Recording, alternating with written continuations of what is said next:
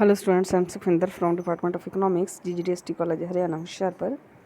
ਅੱਜ ਦੀ ਇਸ ਲੈਕਚਰ ਦੇ ਵਿੱਚ ਅਸੀਂ ਕਰਨਾ ਲਿਮਿਟੇਸ਼ਨਸ ਆਫ ਇਕਨੋਮਿਕਸ ਔਰ ਇਹ ਕਰਨ ਦੇ ਨਾਲ ਸਾਡਾ ਜਿਹੜਾ ਮੇਨ ਟੌਪਿਕ ਜਿਹੜਾ ਮੇਨ ਚੈਪਟਰ ਜਿਹਦਾ ਮੈਂ ਪਹਿਲਾਂ ਕਹਿ ਚੁੱਕੀ ਹਾਂ ਕਿ ਕੀ ਕੁਐਸਚਨ ਹੈ nature and scope of economics, ਅਰਥ ਸ਼ਾਸਤਰ ਦਾ ਸੁਭਾਅ ਅਤੇ ਖੇਤਰ ਜਿਹੜਾ ਉਹ ਕੰਪਲੀਟ ਹੋ ਜਾਏਗਾ। ਅਰਥ ਸ਼ਾਸਤਰ ਦਾ ਸੁਭਾਅ ਅਤੇ ਖੇਤਰ, ਇਹ ਜਿਸ ਤਰ੍ਹਾਂ ਆਪਾਂ ਗੱਲ ਕਰ ਚੁੱਕੇ ਹਾਂ ਪਹਿਲਾਂ ਕਿ ਕੇਨਜ਼ ਨੇ ਜਿਹੜੀ ਆਪਣੀ ਕਿਤਾਬ ਹੈ the scope and methods of economics, ਇਸ ਦੇ ਵਿੱਚ ਇਹਦੀ ਗੱਲ ਕੀਤੀ ਸੀ। ਔਰ ਜਿਹੜੇ ਅਰਥ ਸ਼ਾਸਤਰੀ ਹੈਗੇ ਆ ਉਹਨਾਂ ਨੇ ਕਿਹਾ ਕਿ ਜਦੋਂ ਅਸੀਂ ਅਰਥ ਸ਼ਾਸਤਰ ਦੇ ਨੇਚਰ ਜਾਂ ਉਹਦੇ ਸਕੋਪ ਦੀ ਗੱਲ ਕਰਦੇ ਹਾਂ ਤਾਂ ਉਹਦੇ ਵਿੱਚ ਤਿੰਨ ਗੱਲਾਂ ਜਿਹੜੀਆਂ ਉਹਨਾਂ ਦੀ ਡਿਸਕਸ਼ਨ ਕੀਤੀ ਜਾਣੀ ਚਾਹੀਦੀ ਹੈ। ਫਸਟ ਸੀਗਾ subject matter of economics. Subject matter of economics ਅਸੀਂ 2 ਲੈਕਚਰ ਪਹਿਲਾਂ ਜਿਹੜਾ ਕੀਤਾ ਸੀਗਾ ਉਹਦੇ ਵਿੱਚ ਅਸੀਂ ਕੀਤਾ ਸੀਗਾ ਕਿ ਲਿਖਤਾਂ ਜਿਹੜੇ ਅਲੱਗ-ਅਲੱਗ ਇਕੋਨਮਿਸਟਸ ਹੈਗੇ ਆ ਉਹਨਾਂ ਨੇ ਅਲੱਗ-ਅਲੱਗ ਵਿਊਜ਼ ਜਿਹੜੇ ਆਪਣੇ ਦਿੱਤੇ ਆ। ਦੂਸਰਾ ਸੀ economic activities like exchange, distribution ਅਤੇ ਪ੍ਰੋਡਕਸ਼ਨ।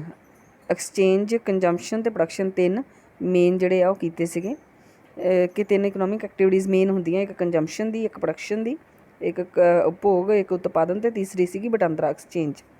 ਉਸ ਤੋਂ ਬਾਅਦ ਜਿਹੜੀ ਐਕਸਚੇਂਜ ਆ ਉਹ ਕਿਹੜੇ ਸਿਸਟਮ, ਜਿਹੜੀ ਇਕਨੋਮਿਕ ਐਕਟੀਵਿਟੀਜ਼ ਆ ਕਿਹੜੇ ਸਿਸਟਮ 'ਚ ਹੋ ਰਹੀਆਂ, ਕੈਪੀਟਲਿਜ਼ਮ ਪੂੰਜੀਵਾਦ 'ਚ ਹੋ ਰਹੀਆਂ ਜਾਂ ਸੋਸ਼ਲਿਜ਼ਮ ਸਮਾਜਵਾਦ 'ਚ ਹੋ ਰਹੀਆਂ ਜਾਂ ਫਿਰ ਮਿਕਸਡ ਇਕੋਨਮੀ ਮਿਸ਼ਰਤ ਅਰਥ ਵਿਵਸਥਾ ਦੇ ਵਿੱਚ ਹੋ ਰਹੀਆਂ। ਅਤੇ ਉਸ ਤੋਂ ਬਾਅਦ ਇਹਦੇ ਵਿੱਚ ਅਸੀਂ ਆਰਥਿਕ ਨੀਤੀਆਂ, ਇਕਨੋਮਿਕ ਪੋਲਿਸੀਜ਼ ਜਿਹੜੀਆਂ ਹੁੰਦੀਆਂ ਕਿ ਜਿਹੜੀਆਂ ਤੁਹਾਡੀਆਂ ਇਕਨੋਮਿਕ ਐਕਟੀਵਿਟੀਜ਼ ਕਿਸੇ ਸਿਸਟਮ ਦੇ ਵਿੱਚ ਹੋ ਰਹੀਆਂ ਪਰ ਉਹਨਾਂ ਇਕਨੋਮਿਕ ਐਕਟੀਵਿਟੀਜ਼ ਨੂੰ ਕੰਟਰੋਲ ਕਰਨ ਲਈ ਜਾਂ ਉਹਨਾਂ ਐਕਟੀਵਿਟੀਜ਼ ਜਿਹੜੀਆਂ ਇਕਨੋਮਿਕ ਐਕਟੀਵਿਟੀਜ਼ ਉਹਨਾਂ ਨੂੰ ਦਿਸ਼ਾ ਦੇਣ ਦੇ ਲਈ ਸਾਡੇ ਕੋਲ ਫਿਸਕਲ ਅਤੇ ਮੋਨਟਰੀ, ਮੌਦਰਿਕ ਅਤੇ ਰਾਜਕੋਸ਼ੀ ਨੀਤੀਆਂ ਜਿਹੜੀਆਂ ਸਰਕਾਰਾਂ ਦੀਆਂ ਆਉਂਦੀਆਂ।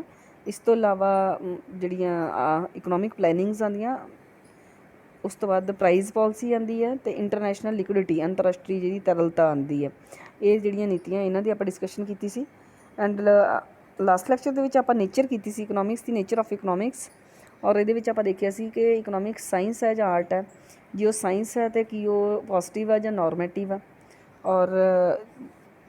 ਔਰ ਇਹਦੇ ਵਿੱਚ ਅਸੀਂ ਇਹੀ ਕੀਤਾ ਸੀਗਾ ਕਿ ਇਕਨੋਮਿਕਸ ਇੱਕ ਸਾਇੰਸ ਵੀ ਹੈ ਕਿਉਂਕਿ ਇਹ ਸਿਸਟਮੈਟਿਕ ਸਟੱਡੀ ਕਰਦੀ ਹੈ, ਇਹਦੇ ਰਿਜ਼ਲਟਸ ਹੈਗੇ ਆ ਔਰ ਜਿਹੜੇ ਹਰੇਕ ਜਗ੍ਹਾ ਐਪਲੀਕੇਬਲ ਹੁੰਦੇ ਆ। ਜਿਹੜਾ ਰਿਜ਼ਲਟ ਇੱਕ ਆ ਕਿ ਕੋਈ ਵੀ ਰਿਜ਼ਲਟ ਆ ਜਿਹੜਾ ਵੀ ਉਹ ਦੂਸਰੀ ਜਗ੍ਹਾ ਵੀ ਐਪਲੀਕੇਬਲ ਹੁੰਦਾ। ਇਹ ਪੋਜ਼ੀਟਿਵ ਅਤੇ ਨੋਰਮੇਟਿਵ ਦੋਨੋਂ ਸਾਇੰਸ ਹੈ ਕਿਉਂਕਿ ਪੋਜ਼ੀਟਿਵ ਸਾਇੰਸ ਦੱਸਦੀ ਹੈ ਕਿ ਵਟ ਇਜ਼, ਇਕਨੋਮਿਕਸ ਵੀ ਦੱਸਦੀ ਹੈ ਕਿ ਕੀ ਹੈ and what ought to be, ਹੋਣਾ ਕੀ ਚਾਹੀਦਾ ਹੈ। ਇਹ ਸਾਨੂੰ ਨੋਰਮੇਟਿਵ ਸਾਇੰਸ ਦੱਸਦੀ ਹੈ। ਇਕਨੋਮਿਕਸ ਵੀ ਦੱਸਦੀ ਹੈ ਕਿ ਜੇ ਤੁਸੀਂ ਪ੍ਰੋਡਕਸ਼ਨ ਵਧਾਉਣੀ ਚਾਹੁੰਦੇ ਹੋ ਤਾਂ ਤੁਹਾਨੂੰ ਕੀ ਕਰਨਾ ਪਏਗਾ, ਜੇ ਤੁਸੀਂ ਪ੍ਰਾਈਜ਼ਸ ਨੂੰ ਕੰਟਰੋਲ ਕਰਨਾ ਚਾਹੁੰਦੇ ਹੋ ਤਾਂ ਕੀ ਕਰਨਾ ਪਏਗਾ, ਇਨਫਲੇਸ਼ਨ ਨੂੰ ਕੰਟਰੋਲ ਕਰਨਾ ਚਾਹੁੰਦੇ ਹੋ ਤਾਂ ਕੀ ਕਰਨਾ ਪਏਗਾ।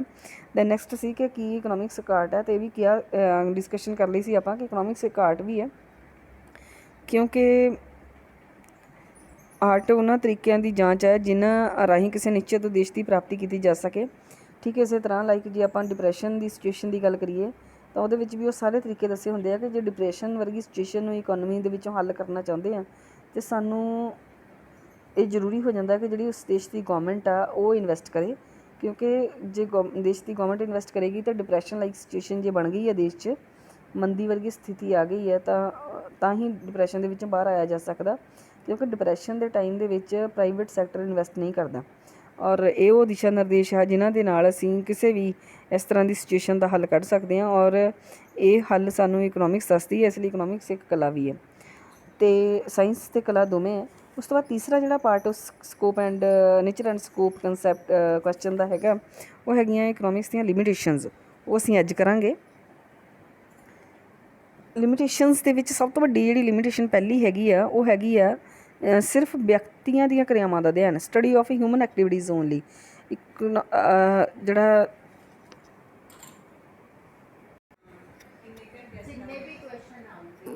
ਇਕਨੋਮਿਕਸ ਦੇ ਵਿੱਚ ਸਿਰਫ ਇੱਕ ਇੰਡੀਵਿਜੂਅਲ ਦੀਆਂ ਕਿਰਿਆਵਾਂ, ਇਕਨੋਮਿਕ ਐਕਟੀਵਿਟੀਜ਼ ਜਿਹੜੀਆਂ ਇੰਡੀਵਿਜੂਅਲਸ ਦੀਆਂ ਆ ਉਹਨਾਂ ਦੀ ਸਟੱਡੀ ਕੀਤੀ ਜਾਂਦੀ ਹੈ। ਚਾਹੇ ਉਹ ਮਾਰਸ਼ਲ ਸੀ, ਉਹਨੇ ਭੌਤਿਕ ਵਿਅਕਤੀ ਦੀ ਗੱਲ ਕੀਤੀ, ਆਰਥਿਕ ਵਿਅਕਤੀ ਦੀ ਗੱਲ ਕੀਤੀ ਸੀ, ਚਾਹੇ ਉਹ ਰੋਬਿਨਸ ਆ, ਉਹਨੇ ਸਮਾਜਿਕ ਵਿਅਕਤੀ ਦੀ ਗੱਲ ਕੀਤੀ ਸੀ, ਪਰ ਕਿਤੇ ਵੀ ਦੂਸਰੇ ਲਾਈਕ ਪਸ਼ੂ ਪੰਛੀ ਇਹਨਾਂ ਪਦਾਰਥਾਂ ਦਾ ਅਧਿਐਨ ਨਹੀਂ ਕੀਤਾ ਗਿਆ। ਸੈਕਿੰਡ ਇਹ ਹੈ ਕਿ ਇਕਨੋਮਿਕਸ ਜਿਹੜੀ ਇਹਦੀ ਨੈਕਸਟ ਜਿਹੜੀ ਲਿਮਿਟੇਸ਼ਨ ਇਹ ਹੈ ਕਿ ਇਹ ਸਟੱਡੀ ਆਫ ਰੀਅਲ ਮੈਨ, ਆਰਥਿਕ ਵਿਅਕਤੀ ਦੀ ਗੱਲ ਕੀਤੀ ਜਾਂਦੀ ਆ ਪਰ ਇਹਦੇ ਵਿੱਚ ਇਹ ਕਿਹਾ ਗਿਆ ਕਿ ਸਿਰਫ ਉਸ ਵਿਅਕਤੀ ਦੀ ਸਟੱਡੀ ਕਰਦੇ ਜਿਹੜਾ ਸਵਾਰਥੀ, ਆਪਣੇ ਸਵਾਰਥ ਲਈ ਕੰਮ ਕਰਦਾ, ਪਰ ਹਰੇਕ ਵਿਅਕਤੀ ਸਵਾਰਥੀ ਨਹੀਂ ਹੁੰਦਾ। ਤੇ ਇਹ ਜ਼ਰੂਰੀ ਨਹੀਂ ਹੈ ਕਿ ਜਿਹੜੇ ਵਿਅਕਤੀ ਸਵਾਰਥੀ ਨਹੀਂ ਆ ਉਹਨਾਂ ਦੇ ਕੰਮ ਇਕਨੋਮਿਕ ਐਕਟੀਵਿਟੀਜ਼ ਦੇ ਵਿੱਚ ਕੈਲਕੂਲੇਟ ਨਾ ਹੋਣ। ਸਟੱਡੀ ਆਫ ਐਵਰੇਜ ਮੈਨ, ਸਧਾਰਨ ਵਿਅਕਤੀਆਂ ਦਾ ਅਧਿਐਨ ਕੀਤਾ ਜਾਂਦਾ। ਇਹਦੇ ਵਿੱਚ ਇਕਨੋਮਿਕਸ 'ਚ ਮੰਨਿਆ ਜਾਂਦਾ ਕਿ ਪਾਗਲ, ਕੰਜੂਸ, ਅਪਰਾਧੀਆਂ ਦਾ ਅਧਿਐਨ ਨਹੀਂ ਕੀਤਾ ਜਾਂਦਾ, ਕਾਲਾ ਬਾਜ਼ਾਰੀ, ਕਾਲਾ ਧਨ ਦਾ ਅਧਿਐਨ ਨਹੀਂ ਕੀਤਾ ਜਾਂਦਾ, ਪਰ ਇਹ ਸਾਰੇ ਅਧਿਐਨ ਵੀ ਇਕਨੋਮਿਕਸ ਦੇ ਵਿੱਚ ਕੀਤੇ ਜਾਂਦੇ ਆ, ਜ਼ਰੂਰੀ ਆ। ਨੈਕਸਟ ਅਸੀਂ ਸਟੱਡੀ ਆਫ ਸੋਸ਼ਲ ਮੈਨ, ਜਿਸ ਤਰ੍ਹਾਂ ਕਿਹਾ ਸੀਗਾ ਲਾਰਡ ਰੋਬਿਨਸ ਨੇ ਕਿ ਜਿਹੜਾ ਸਮਾਜਿਕ ਵਿਅਕਤੀਆਂ ਦਾ ਅਧਿਐਨ ਕੀਤਾ ਜਾਣਾ ਚਾਹੀਦਾ, ਪਰ ਮਾਰਸ਼ਲ ਨੇ ਕਿਹਾ ਸੀਗਾ ਕਿ ਜਿਹੜੇ ਵਿਅਕਤੀ ਆਰਥਿਕ ਵਿਅਕਤੀਆਂ ਦਾ ਅਧਿਐਨ ਕੀਤਾ ਜਾਣਾ ਚਾਹੀਦਾ। ਸਾਰੇ ਵਿਅਕਤੀਆਂ ਦਾ ਅਧਿਐਨ ਇਕਨੋਮਿਕਸ 'ਚ ਕੀਤਾ ਜਾਣਾ ਚਾਹੀਦਾ, ਚਾਹੇ ਉਹ ਸਮਾਜ 'ਚ ਰਹਿੰਦੇ ਹੋਣ, ਚਾਹੇ ਸਮਾਜ ਤੋਂ ਬਾਹਰ ਰਹਿੰਦੇ ਹੋਣ।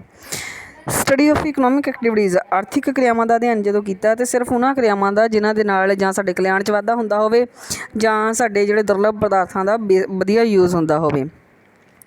ਪਰ ਆਰਥਿਕ ਕਿਰਿਆਵਾਂ ਜਿਹੜੀਆਂ ਆ ਉਹ ਸਿਰਫ ਸੀਮਤ ਸਾਧਨਾਂ ਨਾਲ ਹੀ ਸੰਬੰਧਿਤ, ਭਾਵ ਧਨ ਨਾਲ ਹੀ ਸੰਬੰਧਿਤ ਨਹੀਂ ਹੁੰਦੀਆਂ, ਇਸ ਤੋਂ ਇਲਾਵਾ ਵੀ ਹੋਰ ਬਹੁਤ ਸਾਰੀਆਂ ਆਰਥਿਕ ਕਿਰਿਆਵਾਂ ਹੁੰਦੀਆਂ। ਸਮਾਜਿਕ ਵਿਗਿਆਨ ਅਤੇ ਕਲਾ, ਅਤੇ ਫਿਰ ਇਹ ਵੀ ਕਿਹਾ ਗਿਆ ਕਿ ਇਕਨੋਮਿਕਸ ਇੱਕ ਸਮਾਜਿਕ ਸੋਸ਼ਲ ਸਾਇੰਸ ਵੀ ਹੈ ਅਤੇ ਕਲਾ ਵੀ ਹੈ। ਇਹ ਵਾਸਤਵਿਕ ਵਿਗਿਆਨ ਵੀ ਆ, ਇਹ ਆਦਰਸ਼ਵਾਦੀ ਵਿਗਿਆਨ ਵੀ ਆ। ਮੀਨ ਸਾਇੰਸ ਅਤੇ ਆਰਟ ਦੋਵੇਂ ਆ, ਅਤੇ ਨੋਰਮੇਟਿਵ ਸਾਇੰਸ ਵੀ ਆ ਅਤੇ ਪੋਜ਼ੀਟਿਵ ਵੀ ਸਾਇੰਸ ਵੀ ਆ। ਪਰ ਇਹ ਕਿਹਾ ਗਿਆ ਕਿ ਅਰਥ ਸ਼ਾਸਤਰ ਜਿਹੜਾ ਆ ਟੀਚਾ ਨਿਰਧਾਰਿਤ ਨਹੀਂ ਕਰਦਾ, ਓਬਜੈਕਟਿਵ ਜਿਹੜੇ ਨਿਰਧਾਰਿਤ ਨਹੀਂ ਕੰਮ ਕਰਦਾ, ਇਹ ਕੰਮ ਸਿਆਸਤਦਾਨਾਂ ਦਾ ਜਾਂ ਸੋਸ਼ਲ ਐਕਟੀਵਿਸਟ ਦਾ ਹੁੰਦਾ। ਉਸ ਤੋਂ ਬਾਅਦ ਆਰਥਿਕ ਨਿਯਮ ਆ। ਅਰਥ ਸ਼ਾਸਤਰ ਦੇ ਨਿਯਮ ਵਿਗਿਆਨਿਕ ਨਿਯਮ ਨਹੀਂ ਆ, ਪਰ ਉਹ ਕੁਦਰਤੀ ਵਿਗਿਆਨਾਂ ਦੀ ਤੁਲਨਾ ਦੇ ਵਿੱਚ ਨਿਸ਼ਚਿਤ ਨਹੀਂ ਹੁੰਦੇ। ਜਿਹੜੇ ਅਰਥ ਸ਼ਾਸਤਰ ਦੇ ਨਿਯਮ ਆ ਉਹ ਵਿਗਿਆਨਿਕ ਨਿਯਮ ਨਹੀਂ ਆ, ਉਹ ਜਿਹੜੇ ਵਿਗਿਆਨ ਆ ਉਹਨਾਂ ਦੀ ਤਰ੍ਹਾਂ ਨਿਸ਼ਚਿਤ ਨਹੀਂ ਹੁੰਦੇ, ਉਹਨਾਂ ਦੇ ਵਿੱਚ ਚੇਂਜਸ ਆ ਜਾਂਦੀਆਂ। ਜਿਸ ਤਰ੍ਹਾਂ ਅਸੀਂ ਲਾਅ ਆਫ ਡਿਮਾਂਡ ਹੀ ਕਹਿੰਦੇ ਹਾਂ ਕਿ ਜਦੋਂ ਕੀਮਤ ਕਦੀ ਘਟੂਗੀ ਤਾਂ ਡਿਮਾਂਡ ਦੇ ਵਿੱਚ ਵਾਧਾ ਹੋਏਗਾ, ਪਰ ਜ਼ਰੂਰੀ ਨਹੀਂ ਆ ਕਿ ਹਮੇਸ਼ਾ ਹੀ ਇਸ ਤਰ੍ਹਾਂ ਹੋਵੇ। ਪ੍ਰੋਡਕਟ ਦਾ ਫਰਕ ਪਏਗਾ ਕਿ ਕਿਸ ਪ੍ਰੋਡਕਟ ਦੀ ਕੀਮਤ ਘਟੀ ਆ, ਉਹਦੀ ਡਿਮਾਂਡ ਵਧੇਗੀ ਜਾਂ ਘਟੇਗੀ, ਅਤੇ ਉਹਦੀ ਡਿਮਾਂਡ ਘਟਣਾ ਜਾਂ ਵਧਣਾ ਸੁਸਾਇਟੀ ਲਈ ਫਾਇਦੇਮੰਦ ਆ ਜਾਂ ਨਹੀਂ। ਲਾਈਕ ਜੇ ਕਦੀ ਸ਼ਰਾਬ ਦਾ ਪ੍ਰਾਈਸ ਘੱਟ ਵੀ ਹੋ ਜਾਂਦਾ ਅਤੇ ਉਹਦੀ ਡਿਮਾਂਡ ਵੱਧ ਜਾਂਦੀ ਹੈ, ਕੀ ਉਹ ਸਮਾਜ ਲਈ ਵਧੀਆ ਜਾਂ ਨਹੀਂ। ਇਸ ਲਈ ਇਹ ਜਿਹੜੇ ਨਿਯਮ ਆ, ਇਕਨੋਮਿਕ ਲਾਜ਼ ਜਿਹੜੇ ਸਾਇੰਸ ਦੀ ਤਰ੍ਹਾਂ ਨਹੀਂ ਆ, ਇਹ ਬਹੁਤ ਹੱਦ ਤੱਕ ਸੇਮ ਇਸੇ ਤਰ੍ਹਾਂ ਰਹਿੰਦੇ ਆ, ਪਰ 100% ਜਿਹੜੇ ਆ ਉਹ ਇਸੇ ਤਰ੍ਹਾਂ ਨਹੀਂ ਹੁੰਦੇ। ਇਹਦੇ ਵਿੱਚ ਕੁਛ ਇੱਕ ਐਕਸੈਪਸ਼ਨਸ, ਅਪਵਾਦ ਜਿਹੜੇ ਰਹਿ ਜਾਂਦੇ ਆ।